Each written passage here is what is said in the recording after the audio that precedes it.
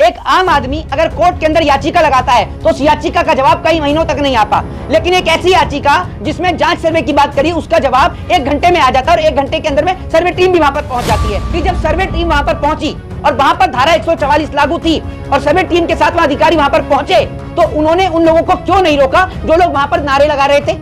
आप मुझे ये बात बताइए ना। मैं आपसे कह रहा हूं कोई पहला सर्वे नहीं है, इससे पहले मथुरा में भी सर्वे हुआ, काशी में भी सर्वे हुआ, आपने देखा ज्ञानवापी पे भी हुआ, आपने देखा कोई किसी प्रकार की हत्या हुई हो, कोई साजिश हुई हो, क्योंकि ये साजिशें प्री प्लान होती हैं, ये तय होती हैं पहले से, तब जाके साजिश होती है। ये बताइए, बहराइच की हिंसा हो चाहे फिर वो आपकी संबल की हो, कहीं पर भी आपको कोई भी नेता, मंत्री, एमएलए और एमपी का बेटा नजर नहीं आता, क्योंकि मरने के लिए सिर्फ ये गरीब लोगों के बच्चों को छोड़ देते हैं और उसके बाद उस पर अपनी राजनीति को चुनावी रोटियां सेकते हैं। बात आप मुझे बताइए, वहां के जो सांसद हैं वो तो वहां पर मौजूद ही नहीं थे, उसके बावजूद भी इन पर एफआईआर हो गई।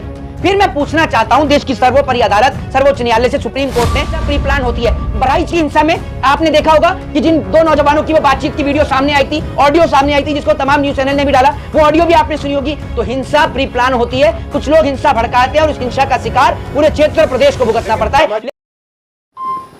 शर्मा, जिस प्रकार से संबल की जो वारदात हुई है, घटना हुई है, उस पर क्या कहना चाहिए? देखिए, एक बात मैं आपको बता दूं, अक्टूबर के अंदर बहराइच की घटना होती है, संबल में नवंबर में संबल की घटना होती है, और जिस तरीके से आज पूरे भारत को प्रधानमंत्री और भाजपा सरकार मणिपुर बनाने पर तिली हुई है, पूरा देश देख रहा है। जिस तरीके से आज जगह जगह दंगे हो रहे हैं, एक आम आदमी अगर कोर्ट के अंदर याचिका लगाता है तो उस याचिका का जवाब कई महीनों तक नहीं आता, लेकिन एक ऐसी याचिका जिसमें जांच सर्वे की बात करी उसका जवाब 1 घंटे में आ जाता है और 1 घंटे के अंदर में सर्वे टीम भी वहां पर पहुंच जाती है। और सबसे बड़ी बात यह कि जब एक बार सर्वे हो जाता है और सर्वे होने के दौरान वहां पर किसी भी प्रकार की कोई भी आगजनी, किसी भी प्रकार का कोई भी विवाद या किसी भी प्रकार का कोई भी झगड़ा वहां पर नहीं होता, तो आखिर दूसरी बार के सर्वे में वहां पर झगड़ा कैसे हो जाता है? यह सबसे बड़ा सवाल सरकार से है और शासन और प्रशासन से है। दूसरी बात यह कि जब सर्वे टीम वहां पर पहुंची और वहां पर धारा 144 लागू थी और सर्वे टीम के साथ अधिकारी वहां पर पहुंचे तो उन्होंने उन लोगों को क्यों नहीं रोका जो लोग वहां पर नारे लगा रहे थे? आप मुझे ये बात बताइए ना। आप जब तक कोर्ट कोई फैसला नहीं दे देता तब तक आपको कहीं पर भी कोई भी किसी भी प्रकार के धार्मिक नारे लगाने की कोई जरूरत ही नहीं है। फिर आपको एक बात बता दूं, जिस तरीके से 2022 के अंदर आरएसएस प्रमुख मोहन भागवत ने अपनी एक प्रोग्राम के दौरान उन्होंने एक भाषण दिया और अपने भाषण में मोहन भागवत कहते हैं कि इस देश का जो इतिहास है उसको कोई नहीं बदल सकता, क्योंकि इस देश का इतिहास ना तो आज के मुसलमानों ने लिखा और ना आज के हिंदुओं ने लिखा। तो हम अब किसी भी मंदिर और मस्जिद को लेकर कोई भी किसी भी प्रकार का धरना और प्रदर्शन नहीं करेंगे। ये बात जून 2022 के अंदर आरएसएस प्रमुख मोहन भागवत ने अपने एक प्रोग्राम में कही। लेकिन उसके बाद भी अभी भी धार्मिक उन्माद तमाम जो है वो संबल हो चाहे फिर वो तमाम जगह वहां पर आपको विवाद देखने को मिल रहे हैं। मैं आपको एक बात बता दूं, बहराइच के अंदर आपने देखा, बहराइच के अंदर राम गोपाल मिश्रा की हत्या हो जाती है। आपने देखा संबल के अंदर नईम की, कैफ की और 5 लोग की जो है वहां पर हत्या हो जाती है। मैं आपसे पूछना चाहता हूं कि क्या दोनों जगह पर भी कहीं पर भी, पहले मेरी बात सुन लीजिए, पहले मेरी बात सुन लीजिए, मैं आपसे कह रहा हूं कोई पहला सर्वे नहीं है, इससे पहले मथुरा में भी सर्वे हुआ, काशी में भी सर्वे हुआ, आपने देखा ज्ञानवापी पे भी हुआ, आपने देखा कोई किसी प्रकार की हत्या हुई हो, कोई साजिश हुई हो, क्योंकि ये साजिशें प्री प्लान होती हैं, ये तय होती हैं पहले से, तब जाके साजिश होती है, वरना आम जनता को लड़ने का कोई शौक नहीं। अब मेरी बात पूरी करने दीजिए। बहराइच के अंदर रामगोपाल मिश्रा की हत्या हो जाती है, संबल के अंदर नईम, कैफ और 5 लोगों की हत्या हो जाती है। मैं आपसे पूछना चाहता हूं कि क्या इन हत्या के दौरान कोई भी नेता का बेटा मरा? नहीं। कोई भी राजनेता का बेटा मरा? नहीं। जो राजनेता हिंदू मुसलमान के मामले पर अपनी राजनीतिक रोटियां सेकते हैं, क्या उनका किसी का भी बेटा इनमें आ पाए? आप मुझे बताइए, बहराइच की हिंसा हो चाहे फिर वो आपकी संबल की हो, कहीं पर भी आपको कोई भी नेता, मंत्री, एमएलए और एमपी का बेटा नजर नहीं आता, क्योंकि मरने के लिए सिर्फ ये गरीब लोगों के बच्चों को छोड़ देते हैं और उसके बाद उस पर अपनी राजनीतिक और चुनावी रोटियां सेकते हैं। प्री बात कर रहे हैं आप, प्री प्लान की बात कर रहे हैं, कैसे प्री प्लान हुआ है बताइए जी। प्री प्लान बता रहे हैं आप, मैं आपसे ये कह रहा हूं, नहीं, मैं आपको बता रहा हूं कि प्री प्लान किसको मैं कैसे कह रहा हूं, मैं ऐसे नहीं कह रहा हूं। एक बात आप मुझे बताइए, पहले जब एक बार सर्वे हो जाता है, अगर किसी व्यक्ति को, अब आप मेरे घर पर आए हैं या कहीं पर आप सर्वे करने आए, अगर मेरे को आपसे आपत्ति होगी तो मैं आपसे पहली बार में ही सवाल जवाब करूंगा ना। तो जब किसी ने पहली बार में कोई सवाल जवाब नहीं किया, कोई मुठभेड़ नहीं हुई, तो दूसरी बार में कैसे दंगे हो जाते हैं? क्योंकि अगर कहीं पर भी धारा 144 लगी है तो 144 का मतलब है कि 4 लोग एक साथ नहीं जा सकते। और जब शासन और प्रशासन के अधिकारी वहां पर थे तो उनके बावजूद भी वो लोग कौन थे जो धार्मिक नारे लगा रहे थे? प्लानिंग के पीछे कौन है जी? प्लानिंग के पीछे वो तमाम लोग हैं जिनको हिंदू मुसलमान से फायदा मिलता है और जिनको हिंदुओं का वोट बैंक, मुसलमानों का वोट बैंक मिलता है। सिर्फ संभल और बहराइच ने हमें एक चीज सिखाई कि भाजपा सिर्फ हिंदू मुसलमान को लड़ाकर अपनी चुनावी रोटियां सेक रही है और हिंदू और मुसलमान के बीच में नफरत का एक बीज बो रही है, जिस नफरत को समाप्त करना बेहद मुश्किल है। मुसलमान को आरोपी दिखाया जा रहा है, शर्मा जी क्या कहेंगे? देखिए, एक चीज मैं आपको बता देता हूं, आरोप तो ये, एक बात आप मुझे बताइए, वहां के जो सांसद हैं वो तो वहां पर मौजूद ही नहीं थे, उसके बावजूद भी इन पर एफआईआर हो गई। फिर मैं पूछना चाहता हूं, देश की सर्वोपरि अदालत सर्वोच्च न्यायालय से सुप्रीम कोर्ट ने, जिस सुप्रीम कोर्ट ने जब बुलडोजर पे बैन लगाया तो उसने ये कहते हुए बुलडोजर पे बैन लगाया कि इसका दुरुपयोग किया जा रहा था, लेकिन आज भी मैं आपको बता रहा हूं कि सर्वे के नाम पर जिस तरीके से हत्याएं हो रही हैं, बहुत सारी वीडियो आप लोगों के पास में भी हैं जिनमें आप देख रहे हैं किस तरीके से पुलिस अपने हथियारों का गलत इस्तेमाल करती हुई दिख रही है। सबने वो वीडियो देखी है, भले आप उसको झूठा ठहरा दें, लेकिन वो वीडियो सत्य हैं, जो सत्य प्रमाण देती हैं कि किस तरीके से वहां पर गोलियां चलाई गई, किस तरीके से वहां को लोगों को मारा गया, पीटा गया, लाठी और डंडे भाजे गए। फिर मैं आपसे पूछना चाहता हूं कि अगर आपको सर्वे कराना था और आपकी सर्वे की टीम वहां पर पहुंची तो नारे लगाने वालों को आप क्यों लेकर गए? मैं आपसे पूछना चाहता हूं, क्या अब नारे लगाने वाले लोग इस बात का फैसला करेंगे कि कहां पर मंदिर और कहां मस्जिद है? तो मुसलमान पत्थरबाजी करेगा क्या? जी, पत्थरबाजी क्यों हुई? मैं आपसे ये कह रहा हूं, एक बात आप मुझे बताइए, पत्थरबाजी बिना गलती के तो ही नहीं होगी।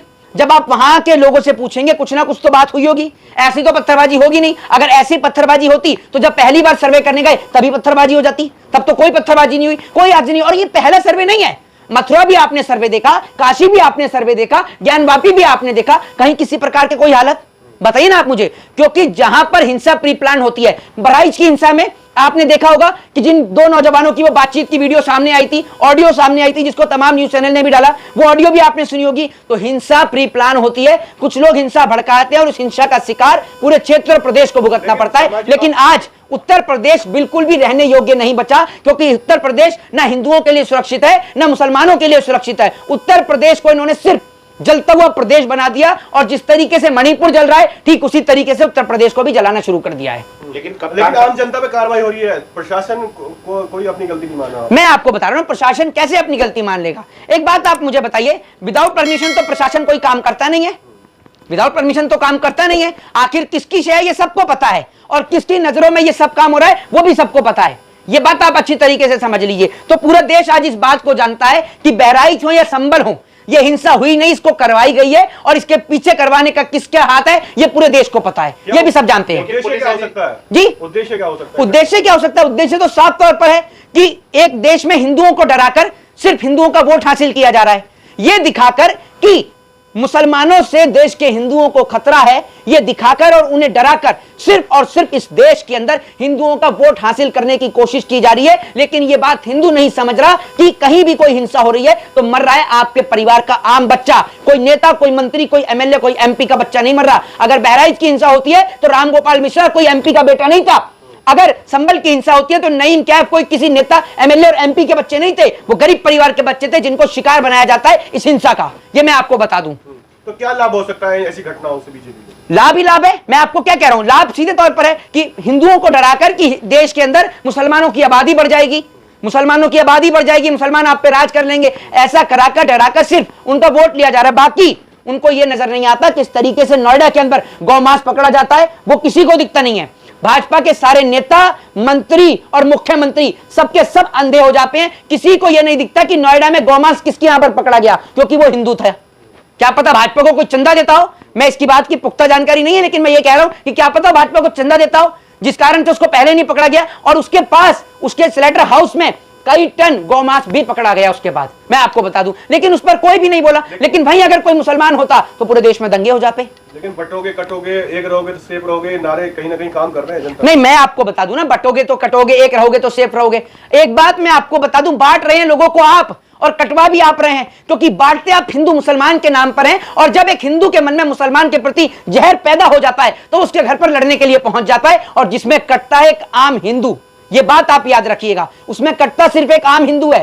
कोई भी नेता मंत्री का बेटा यहां इंडिया में पढ़ ही नहीं रहा, सबके बच्चे विदेश में पढ़ रहे हैं। ना आरएसएस जा रहा, कोई ना बजरंग दल जा रहा, ना कोई गौरक्षा में जा रहा, सबके सब विदेश में पढ़ रहे हैं। मरने के लिए गरीब जनता के बच्चों को यहां छोड़ दिया, जिनके बच्चे आपस में हिंदू मुसलमान का खून बहाकर लड़के मर रहे हैं। और एक बात कह देता हूं अंत में आपसे कि आज भारत को बर्बाद करने के लिए किसी पाकिस्तान, चाइना या अमेरिका की जरूरत नहीं, भारत के लोग आपस में लड़ लड़ के मारे जा रहे हैं। ये मैं आपको बता दूं। मुसलमान संजीवनी बूटी बन गया बीजेपी के लिए? जी, संजीवनी बूटी बन गया। मुसलमान का तो इस्तेमाल करके बीजेपी राजनीति कर रही है, ये तो पूरे देश में सबको समझ में आ रहा है। और मुसलमानों से इनका प्यार भी इतना है कि दामाद भाजपा पे मुसलमान है, बीजेपी के कई नेताओं के दामाद मुसलमान है, जिन्ना की मजाओं पे फूल चढ़ाने जाते हैं, वहां बिन बुलाए नवाज शरीफ का केक कटवाने जाते हैं, पाकिस्तान की बिरयानी खाने जाते हैं। तो भाजपा को तो इतना प्यार है मुसलमानों से बेहद, ये बता दूं, और उन्हीं का इस्तेमाल करके सत्ता बना रही है। और क्या कर रही है, और ये बात देश के लोगों को समझनी चाहिए। जय हिंद, जय भारत, वंदे मातरम।